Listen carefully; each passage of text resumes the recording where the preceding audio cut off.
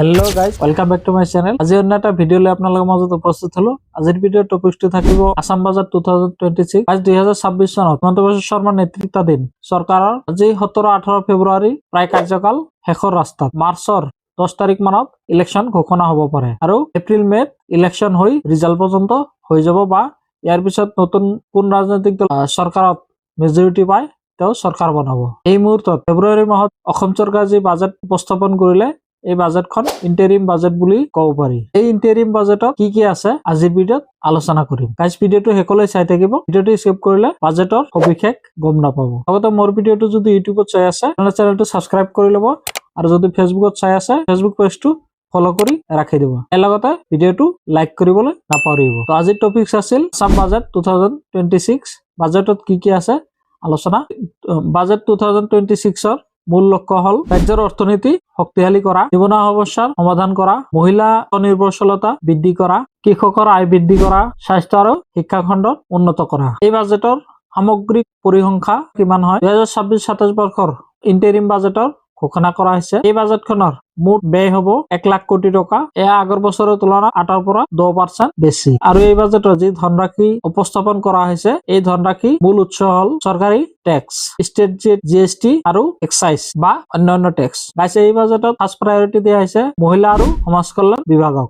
মহিলা self help গ্ৰুপক বিশেষ গুৰুত্ব আৰোপ কৰা হৈছে। সেলফ হেল্প গ্ৰুপ বিলাকক আৰু অধিক প্ৰায়োৰিটিৰে অধিক লোন দিয়াৰ কথা কোৱা হৈছে। মহিলা উদ্যোগী যিসকল মহিলাই উদ্যোগীকৰণৰ উদ্দেশ্যেৰে বিভিন্ন ট্ৰেইনিং বা বিভিন্ন আঁচনি দেখুৱাই চৰকাৰে 10,000 টকাৰ চেক দিয়া হৈছে। এই লাখটকীয়া বাইদেউ আৰু অধিক ধন দিয়াৰ কাৰণে চৰকাৰে বাজেট আনিছে আৰু ইয়াৰ বাবে যিসকলে ইতিমধ্যে 10,000 টকা পাইছে তেওঁলোকক ইনষ্টলমেন্টত 25,000 টকাকৈ দিয়াৰ ঘোষণা কৰা হৈছে। ইয়াৰ লগতে কন্যা সন্তানৰ উন্নত স্বাস্থ্য আৰু শিক্ষাৰ ঘোষণা কৰা হৈছে। তৃতীয়তে আছে কৃষি আৰু গ্ৰাম্য উন্নয়ন। গাইজ কৃষিজাত সামগ্ৰী কিনাৰ বাবে চৰকাৰে কৃষকসকলক বিশেষ সুবিধাৰে অধিক সাবচিডি প্ৰদান কৰিব। ইয়াৰ লগতে প্ৰগ্ৰেছিভ যিসকল কৃষক আছে এই কৃষকসকলে উৎপাদিত কৃষিজাত সামগ্ৰী ব্ৰেণ্ডেড বনাই চৰকাৰে নেশ্যনেল আৰু ইণ্টাৰনেশ্যনেল মাৰ্কেটত বিক্ৰী কৰাৰ কাৰণে বিশেষ উদগনি যোগাৰ বাজেট অনা হৈছে। ইয়াৰ লগতে গ্ৰাম্য পথ আৰু জলসিঞ্চন ব্যৱস্থা উন্নতকৰণৰ ঘোষণা কৰা হৈছে। তৃতীয়তে আছে এডুকেশ্যন ডিপাৰ্টমেণ্ট।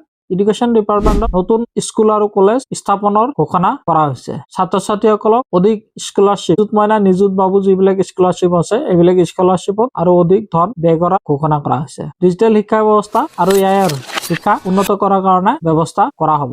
চতুৰ্থতে আছে হেল্থ ডিপাৰ্টমেণ্ট। নতুন চিকিৎসালয় নিৰ্মাণ, যিবিলাক চিভিল হস্পিটেল আছে এইবিলাকত উন্নত যন্ত্ৰপাতিৰে চিকিৎসা ব্যৱস্থা উন্নত কৰা, বিনামূলীয়া চিকিৎসাৰ সুবিধা বৃদ্ধি কৰা, BPL লেভেলৰ পৰিয়ালসকলক বীমা স্বাস্থ্য প্ৰদান কৰি স্বাস্থ্য খণ্ডক আৰু অধিক শক্তিশালী কৰা। পঞ্চমত আছে ট্ৰেন্সপৰ্ট ডিপাৰ্টমেণ্ট যিটো কওঁ, এই ট্ৰেন্সপৰ্ট ডিপাৰ্টমেণ্টক উন্নত কৰাৰ কাৰণে নতুন ৰোড এণ্ড ব্ৰিজ নিৰ্মাণৰ কাৰণে বাজেটত ধন ধাৰ্য কৰা হৈছে। নগৰ উন্নয়ন প্ৰকল্প, যিবিলাক চহৰত উন্নত ৰাস্তা, ড্ৰেইনৰ ব্যৱস্থা উন্নত নাই বা ব্ৰিজ সুবিধাদায়ক নাই এইবিলাকত উন্নত কৰাৰ কাৰণে এই বাজেটত ধন ধাৰ্য কৰা আছে। বিদ্যুৎ আৰু পানী যোগান। গাইজ পানী যোগান বুলিলে অসমৰ বিভিন্ন ঠাইত JJM জল জীৱন মিছনত বহুত কাম এতিয়াও আধৰুৱা হৈ পৰি আছে।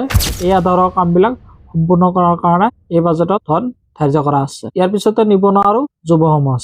প্ৰথমতে আছে দক্ষতা বিকাশ প্ৰশিক্ষণ, স্কিল ডেভেলপমেণ্ট চেণ্টাৰ আৰু অধিক বঢ়োৱাৰ কাৰণে এই বাজেটত ধন ধাৰ্য কৰা আছে। নতুন উদ্যোগ স্থাপন কৰা। ইতিমধ্যে কিছুমান নতুন উদ্যোগ আমাৰ অসমত লগোৱা হৈছে, কিন্তু আৰু এটা কথা ক'ব লাগিব যে বহুত ক্ষেত্ৰত ডিজিটেল হোৱাৰ কাৰণে বহু নিবনুৱা কৰ্মহীন হ'ব লগা হৈছে। সেইকাৰণে চৰকাৰে নতুন এটা উদ্যোগ লৈছে, ইণ্ডাষ্ট্ৰী লগাই নিবনুৱা যুৱক যুৱতীসকল কৰ্মসংস্থাপনৰ বাবে বাজেট ধাৰ্য কৰা হৈছে। ইয়াৰ লগতে চৰকাৰী নিযুক্তি প্ৰক্ৰিয়া ত্বৰান্বিত কৰা। গাইজ 2026-27 এই বাজেটত সামগ্ৰিক মূল্যায়ন, সামাজিক কল্যাণ, উন্নয়ন আৰু অৰ্থনৈতিক বৃদ্ধিৰ মাজত এক সমতা ৰক্ষা কৰাৰ চেষ্টা কৰা হৈছে। এতিয়া দেখা যাব 2026 চনৰ এপ্ৰিল মে মাহত যি হ'বলগীয়া নিৰ্বাচন আছে এই নিৰ্বাচনৰ আগতে বৰ্তমান চৰকাৰ বা আপকামিং চৰকাৰে এই বাজেটৰ ওপৰত ধাৰ্য কৰা ধন বা পৰিকল্পনা কিমান বাস্তৱায়িত কৰে সেয়া লক্ষণীয় হ'ব। বন্ধুসকল, এই আছিল অসম বাজেট 2026 চনৰ গুৰুত্বপূৰ্ণ দিশসমূহ। গাইজ যদি আপুনি মই দিয়া তথ্য উপকাৰী বুলি ভাবে তেন্তে মোৰ ভিডিঅ'টো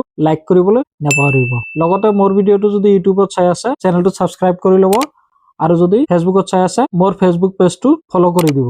লগতে এই বাজেটত আপোনাৰ মতামত দাঙি ধৰিবলৈ তলত দিয়া কমেন্ট বক্সত কমেন্ট কৰি জনাব। ধন্যবাদ। আজি ইমানতে শেষ কৰিলো। পৰৱৰ্তী ভিডিঅ'ত পুনৰ লগ